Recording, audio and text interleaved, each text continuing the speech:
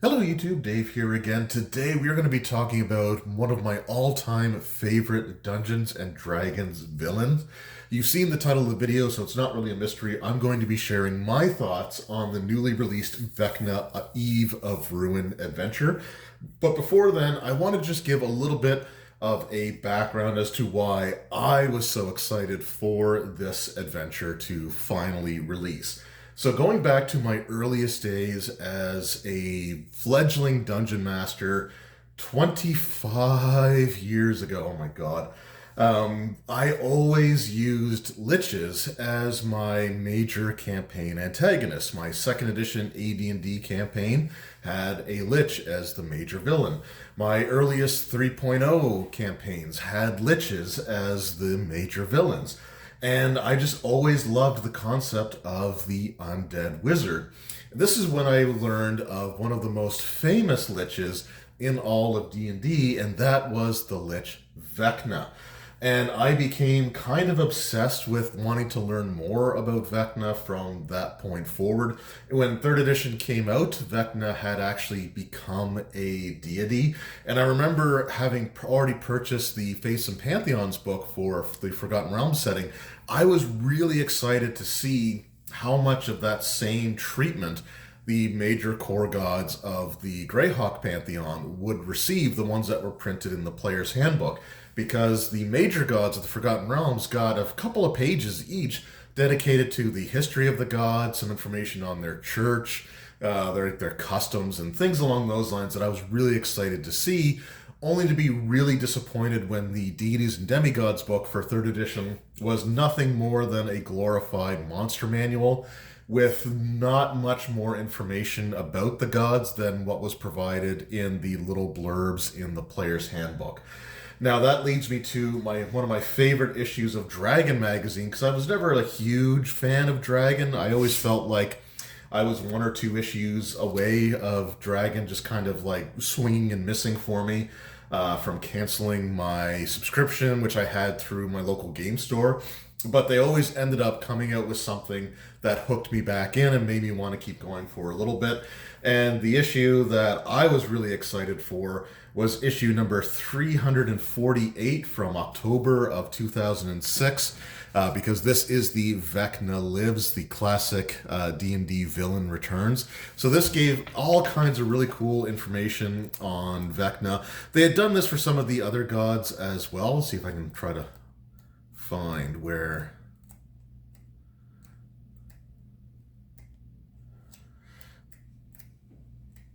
Here we go. So we got the core beliefs section on Vecna, and this was just a really, really cool issue. I honestly haven't read this in probably 18 years. I probably, since the issue came out, I read it and probably haven't looked back at it since. But I've still been really enthralled with Vecna. In fact, when the DM's Guild or Drive Thru RPG made the following modules available print on demand, I absolutely jumped at the opportunity to get them. And that was the Vecna trilogy of Vecna Lives for the old school 2nd edition AD&D game, Greyhawk Adventures, and then the more, I guess, modern, or the based on like the reprints, the black covered reprints. We've got the red logoed Vecna Reborn for the Ravenloft setting, when he was pulled into the plane of dread and had his own domain that collided with the domain of Cass the Betrayer, and leading to all kinds of stuff. And then finally, I think this was 1999. No, 2000, the year 2000, the adventure Die Vecna Die was released. And yes, we've all watched The Simpsons. We've all seen that episode with Sideshow Bob. And I'm sure anyone that's ever looked at this at one point or another has thought it meant the Vecna the. So we're just going to move on from that. But I just wanted to establish that I have always been obsessed with Vecna from the moment that I learned about him. So when Wizards of the Coast announced that one of their last campaigns that they were releasing for the current iteration of 5th edition D&D was going to revolve around Vecna, I was excited, but I was a little bit cautious at first, until I saw that when they finally released Vecna Eve of Ruin, that it is designed for characters of levels 10 through 20. We finally have another level 20 campaign. I believe the only other adventure that was put out by Wizards that went to level 20 was the Waterdeep Dungeon of the Mad Mage, which I thought was an okay product for cherry picking the different levels and turning them sort of into modules. But that was not an adventure that I was particularly interested in running, like a 15 character level progression dungeon crawl. Just not so, and especially back then when I was running games on a once a month basis, I just was not looking to do that. But anyway, I picked this up from Chapter's online store. I have my birthday in the month of May, and they sent me a 20% off code that I could use.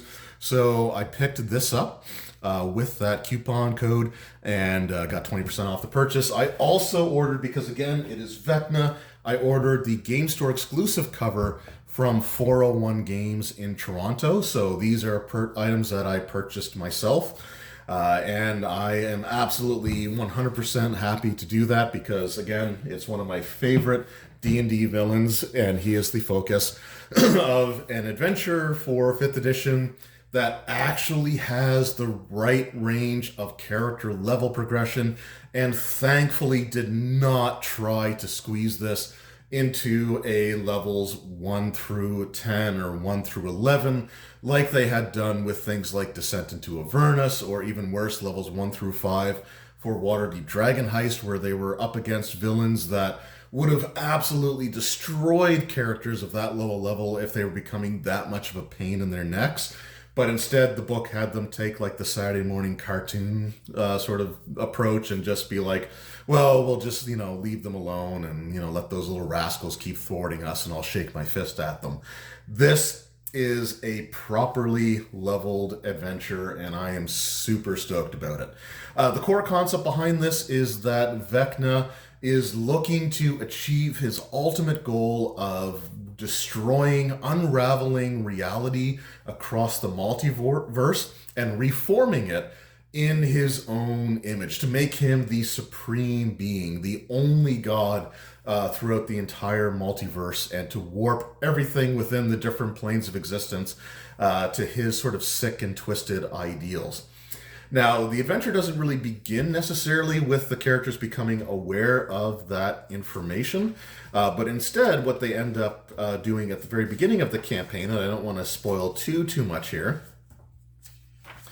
but what they end up doing at the beginning of the campaign is they're hired by Lord Neverember in Neverwinter, and this is another thing that I viewed as something sort of in the favor of this particular campaign. It doesn't spend a ton of time in the Forgotten Realms, and I'll talk about that here in a moment, but it starts in Neverwinter, and it doesn't start in like Baldur's Gate or Waterdeep, and just we're sort of like where most things have kind of gravitated to, it seems, recently for like Forgotten Realms specific adventures. And like, I love Baldur's Gate. I'm not as huge a fan of Waterdeep, but I do love Baldur's Gate. And with Baldur's Gate 3 like being as big as it is, like the fact that they didn't start you there and instead started you in Neverwinter, which is one of my favorite locations, is really, and again, it's just sort of a point in the adventure's favor in my books. But you're hired by Lord Neverember to locate 4 missing individuals. There had been some disappearances and some kidnappings. These were the most recent ones, and these are the ones that the player characters have been hired to search for. Now, Lord Neverember offers each of the player characters their own estate within the city of Neverwinter, so their own individual homes within the city as sort of a payment for doing this service. The characters make their way to the near Neverdeath graveyard, which is where it's believed that the individuals have been taken to. And this is where they start to discover that there's some strange things going on. The characters encounter these holy symbols of a deity that's not normally associated with the Forgotten Realms, and the cultists that are working to create this ritual to essentially transfer the secrets and the essences of these prisoners and send them to their Dark Lord Vecna. The characters interrupt the ritual, but in the process, it creates a vortex that actually transports them into the Shadowfell reflection of Neverwinter, the disturbing location known as Evernight. And here, the characters have to find their way back out of the city, back out of the Shadowfell through another vortex, another portal that leads them back to Neverwinter.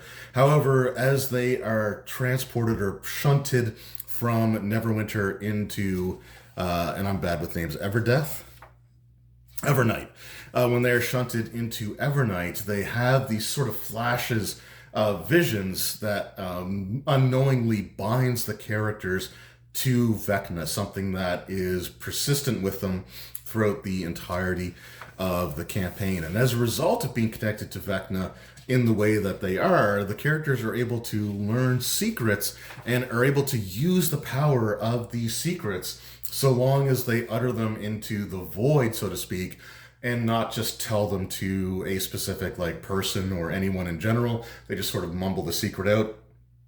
And the power of the secrets, as empowered by their connection to Vecna, grants them advantage on basically all D20 rolls for 1 minute's worth of game time. Now, after the characters have successfully made their way back out of the Shadowfell and back to Neverwinter, they do have some downtime where they can go on their own adventures, or you can essentially have them sort of do stuff like off camera. There is actually a table for it if you want to do that. They could just spend time in their home. They could do other downtime activities. But eventually, they end up being, once again, kind of shunted from their homes to this sanctum in the city of Sigil, when the Wizards 3, or at least these Wizards 3, the Wizards of Mordenkainen, Tasha, and Illustrial, Silverhand from Silvery Moon, fail to complete a wish ritual that was meant to disrupt Vecna,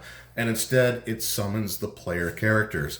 Somewhat confused by what had happened and maybe seemingly unaware of the fact that the characters are connected to Vecna, the wizard Mordenkainen has an idea of another way that they might be able to disrupt Vecna from being able to complete his ritual to unravel and reform the multiverse.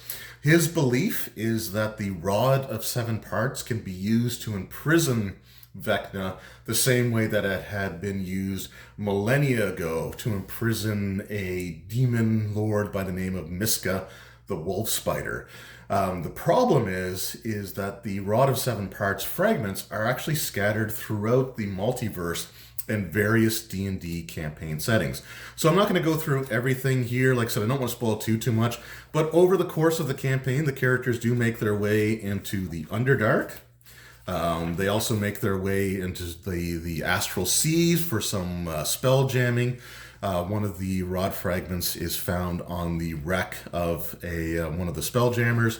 They find themselves in Eberron. They find themselves in Greyhawk. They find themselves in Dragonlance, or in the world of Kryn. So they travel to quite a few of the established D&D campaign settings that we have for 5th edition. They also make their way back to, and one of my favorite locations that they make their way back to is actually back to the Death House from the beginning of Curse of Strahd. And it's really cool to see Rose and Thorn back. It's really cool to see the maps of the Death House once again, this time done by Dyson Logos, I think the name is. And it's just it's kind of a trip down memory lane, because Curse of Strahd, and Death House in particular, was one of the first 5th edition adventures that I actually was able to run through to completion, from the beginning to the end of it. This was sort of when we had just sort of moved, and I didn't really have a set gaming group yet. And I even remember sitting down with this huge drafting paper with the 1-inch square grids, huge ream of graph paper, and actually drawing out the Death House, each floor, including the dungeon, and it was a hell of a time. So a lot of great memories there. So eventually the characters confront some pretty iconic D&D villains before they finally make their way to confronting Vecna himself. Now there's, like I said, there's a lot more in here, but this is sort of like the spoiler light or spoiler free, or as spoiler free as I can be. I mean, the desire for Vecna, like the ritual, that's all stuff that's imparted to the player characters pretty early on. The biggest spoilers that I provided was what happens at the very beginning, but that's before the story really gets underway. But it is cool to see some of these characters reimagined. Oh, you also go into the Nine Hells, back to the lair of Avernus, for those that were fans of that setting as well. But it's really cool to see some of these D&D villains and iconic characters reprinted here, or for the first time ever, we actually have stats for Miska the Wolf Spider, though hopefully you don't actually need to face him.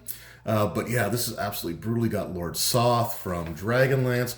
You also have a few others that are mentioned, but don't necessarily play a direct role in the campaign, so their stats are not provided, like a Sararak there, as well as Tiamat, who is on the layer of Avernus, but isn't necessarily going to directly confront or be confronted by the player characters. There's all kinds of other cool creatures in here as well, including one of my favorite inclusions, if I can find it here really quick, the Degloth. So this guy here, I don't know if any of you might see this as being somewhat familiar, but if you've played the Shadows over Mystara, I think that was the name of it. It was the Capcom Dungeons and Dragons arcade game from like the early 90s. There was this like dark fiend creature that you fight a couple of times, and that's what that looks like. So I think that's exactly what that's supposed to be. And it's just super cool to finally have like the stats for it in an official 5th edition D&D campaign. And again, there's also some cool things, like I said, with Strahd here. While Lord Soth was recently showcased in the Dragonlance Shadow of the Dragon Queen, his stats, I compared them. They look to be pretty much identical between this book and what's printed in this one here, in the Eve of Ruin. But Strahd's stats have actually changed a little bit here. They actually fit Strahd more to the Death House, so he is now the master of the Death House. He has the same like challenge rating and everything, so that hasn't really changed. But what we have here is, for example, he has an ability called Master of the House, where if he's reduced to 0 hit points, he dissolves into mist, and it actually immediately teleports to his lair in Ravenloft, whereas here, his Misty Escape has him turning to mist if he reaches 0, but then doesn't actually have him like actually fully teleport away. He just tries to get away, and it's very difficult to stop from that point on. He also has some attacks here. He's got his Death Strike and Blighted Fire attacks, which are different from what we have for his normal attacks. He has just his like his Unarmed Strike and his Bites, which are cool, but these ones are a little bit more, sort of, I guess, interesting in terms of like the flavor of them. So it's kind of cool to see, like, again, it's just a character from the earlier days of 5th edition actually get sort of a bit of a change here. Now, that said, and as cool as I think the adventure is, and as much as I love the idea of hopping from setting to setting, which is something that I've done in several of my recent campaigns, when I was running Tomb of Annihilation, I was running it as a once-a-month game, and the dungeon crawl side of it, like the hexploration aspect, was a ton of fun to run, but the dungeon crawling felt like an absolute slog because I was only running 4-hour session once a month, and we just weren't making progress. So there was a room where there were these like spheres, and it was guarded by a beholder, and it turns out that the spheres were dimensional portals that you could jump through, and the beholder was a pretty powerful enemy for the characters at that point, so they just jumped through the largest and closest sphere that they could, and they were transported to the world of Eberron, where I ran them through an adventure which had them teleporting back essentially to the final room of the Tomb of Annihilation, just to wrap it up.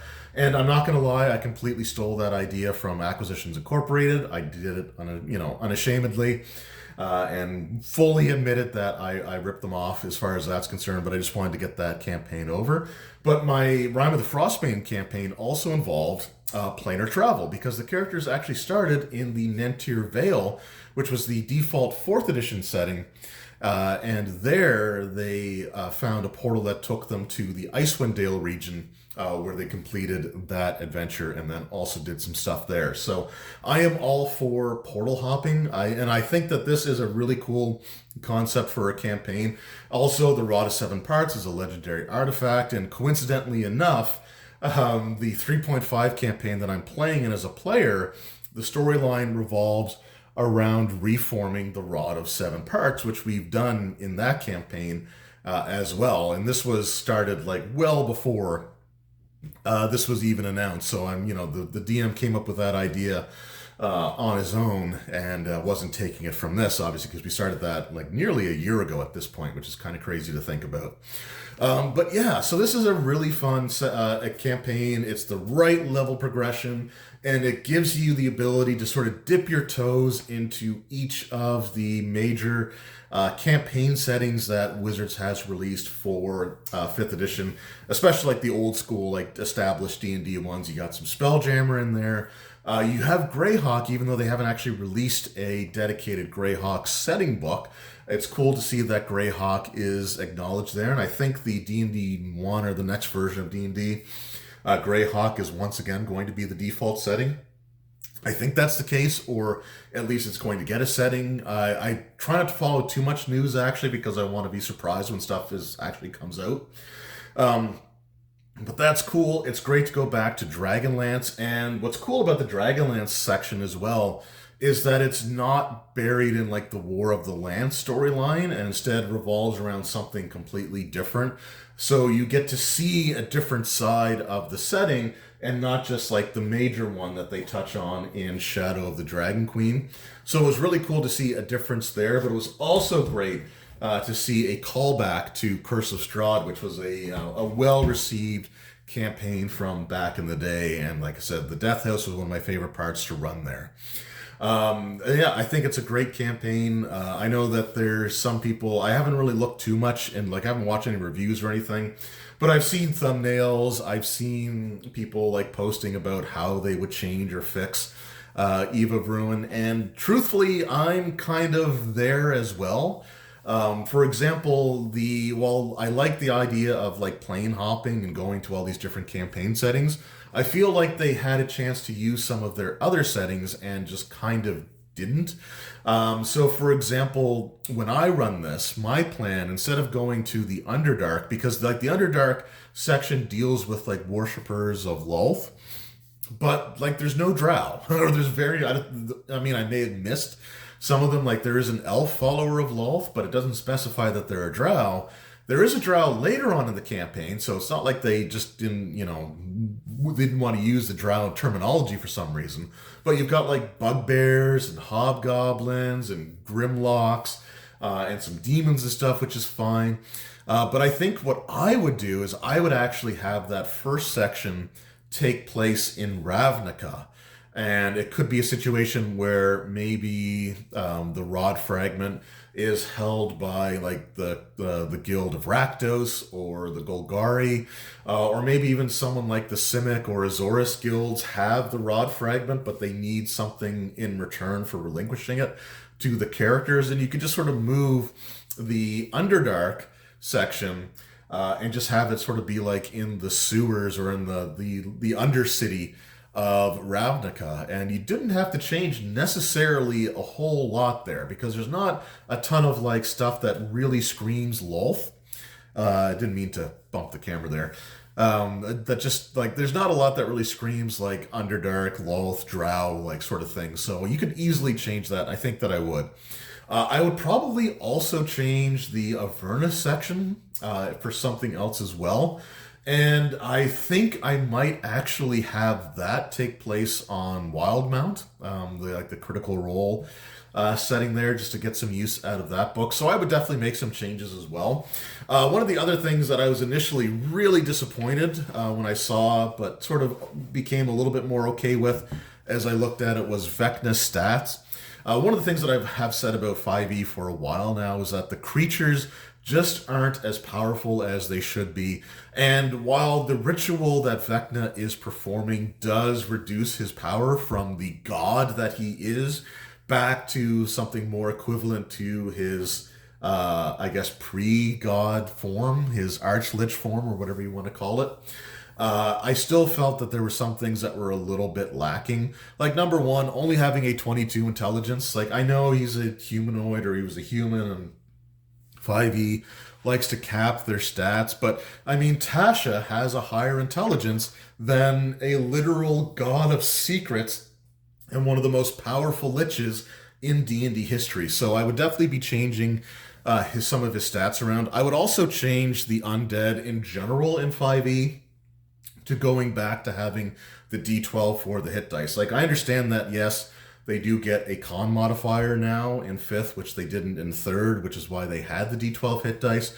But I think giving them D12s and the con modifier will just make him stick around a little bit longer. Now, he does have a teleport bonus action that he can do every round, which has him teleport up to 30 feet away, and then anyone within 15 feet of his destination when he teleports take necrotic damage, and if anybody is damaged at all, then he regains like 80 hit points, which is pretty good, but I still think I would adjust his hit points upwards, because there's ways to deal a lot of extra damage. If you have the assembled rod of 7 parts, for example, then you can hit him, and the rod deals like an extra 10d6 to him every time you hit him with it. So it's going to be pretty easy to chew through those 272 hit points. And especially for level 20 characters, they're going to have like so many powerful spells. Speaking of spells, I don't know why he doesn't have spell resistance like other characters or other villains do in this same book. Vecna, I mean, liches used to be immune to spells, or at least immune to spells up to a certain point in the earlier days of D&D, and they used to have pretty high spell resistance in 3rd edition. So I would be giving him spell resistance once again, where he would get advantage on saving throws versus spells, and I would also have him take half damage from spells as well, because that was another form of spell resistance that some creatures do have. And again, this is meant to be the final villain of a campaign designed for level 20 characters. At this point, you kind of want to pull out all the stops here, and I think make him a little bit more powerful there. He does have some cool abilities like his Rotten Fate, which is a con save for half, and it deals a crap ton of damage as well. And it's what's interesting and what's kind of funny to look at is how many things in this book use like con saves or charisma saves, or basically anything to avoid having like some really powerful abilities just be dexterity saves, where like the rogue or anybody that takes 2 levels of rogue will have evasion and be able to take nothing from. It's interesting to see how Wizards has really changed that around. I'm wondering if in their next version of the D&D game, if rogues might not get that until a higher level, just to see how things go, or if DCs get a little bit higher. Like DC 22 again feels a little low. I would probably have Vecna's intelligence be no less than 26. Although, again, he was a god, and he's known for his intelligence and his scheming and being one of the most powerful wizards turned undead in like the history of the D&D multiverse. So I think you'd be able to justify a 30 intelligence if you really wanted to. And again, like his wisdom is higher than his intelligence, and he's a wizard. Like I don't fully understand that part of it. He also doesn't have any legendary actions, which again seems really weird to me, because there's other villains that have legendary actions, right? So if we take a look here, like Strahd has them, and he's only a challenge rating 15 creature. Why does the final villain of the campaign not have legendary actions? So that's something I'm going to add as well. So we'd have 3 points like they usually do. 1 point would probably allow him to make like an attack with his dagger, for example, the Afterthought dagger. And then 1 point might allow him to teleport up to like 30 feet away or something like that. It wouldn't be the same as the Vile teleport, like it wouldn't potentially heal him because it's only going to be 1 action. And then I would probably have a 2 action option for him, which would allow him to cast one of his spells that he has available to him. as an ability, but just like to add that onto it. So I think maybe what I might do is type out his finalized stats the way that I would run it and show that off in a video. But I do plan on running this for my 5e group, or for my online group, I should say, when we go back to 5e. So if you're in that group, please don't watch that video, and I'll make that point really clear there as well. But other than that, like, I mean, that's something that I was going to do anyway. Like, I tend to change enemies and stats regardless for 5e to make it more of a challenge for the player character. So that's something that I was going to do anyway. Those are just some of the suggestions that I would have. But yeah, you've got a really cool campaign where you have the right villain, you have the right character levels, and you get to do a little bit of plane hopping to dip your toes into the various other D&D settings. So if you have those books and you want to sort of try to get your group to try those worlds, but they're not quite set on it, like, this campaign might help with that a little bit. You know, they get to do a little bit of spell jamming. They get to do a little bit of, they get to go to the Mournland for Eberron, one of the most famous locations there. They get to visit the world of Kryn. They get to visit Oerth.